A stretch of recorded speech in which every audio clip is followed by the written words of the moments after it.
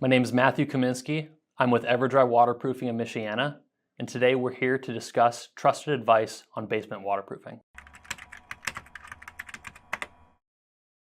The difference between waterproofing and water management is that waterproofing actually ensures that water doesn't enter your home, whereas water management allows the water to enter your foundation and then it's effectively pumped out of your home rather than prevented from entering in the first place. Calling water management, which is typically an interior system, waterproofing is at best a misnomer.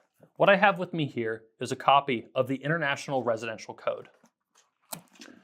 The most important thing to note is that in Chapter 4, which covers foundations, nowhere in the foundation waterproofing and damp-proofing portion of this book are drainage systems such as interior drains mentioned. All that is covered are exterior waterproofing solutions.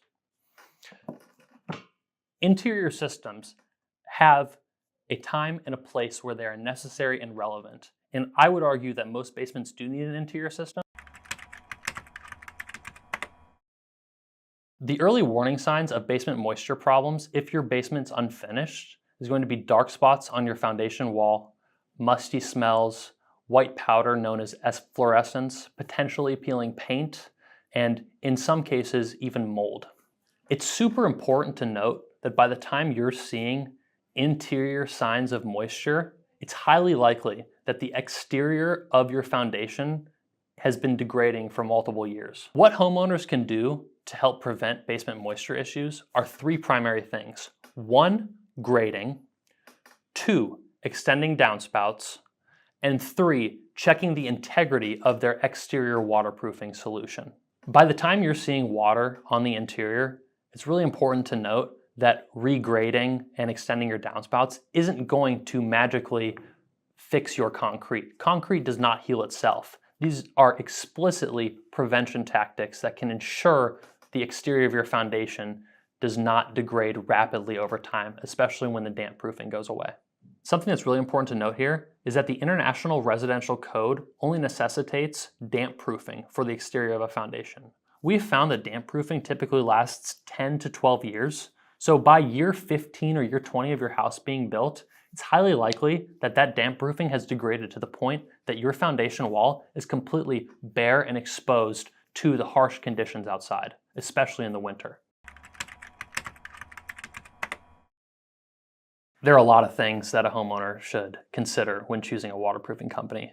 I think the most important one is going to be its warranty, which we're going to be discussing in the next section. Another thing that's really important is that a company be locally owned and operated. I don't know about you, but as a consumer, I want to ensure that the warranty I'm getting, especially if it's a lifetime transferable warranty, is going to be honored in 30 years. Now, this is one of the most important considerations for selecting your basement waterproofing provider, and I promise you I'm not being paid to say this. As a consumer, I focus on BBB reviews and BBB complaints. BBB reviews are the most defensible form of reviews in the market. Google reviews can very easily be faked, but all BBB reviews go through a manual moderation to ensure that they are legitimate before being posted. Also, it's really important you take a look at how does a company deal with conflict. If you run into an issue and you decide to file a BBB complaint, how does the company respond to it? Maybe a company learns from its mistake, but if you see a demonstrated history of the same problem arising again, you need to think to yourself, is that something I'm willing to deal with, and how will they react if this happens to me? There are a few things that homeowners should really take into consideration when evaluating warranties for waterproofing versus water management systems. And the number one thing is going to be area serviced.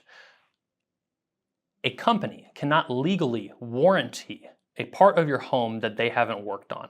So if you're going to be getting a water management system that only involves an area of the floor being serviced, your walls are not going to be warranted.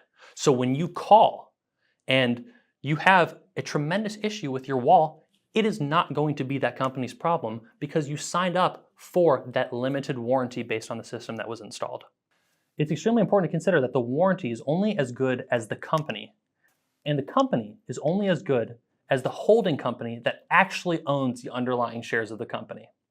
What I encourage you to do when you are evaluating waterproofing contractors is to ensure that the warranty covers both the wall and the floor. You are looking to get your basement protected, not 3 feet from the wall to your floor. You want the entire floor and all of the walls protected by this warranty.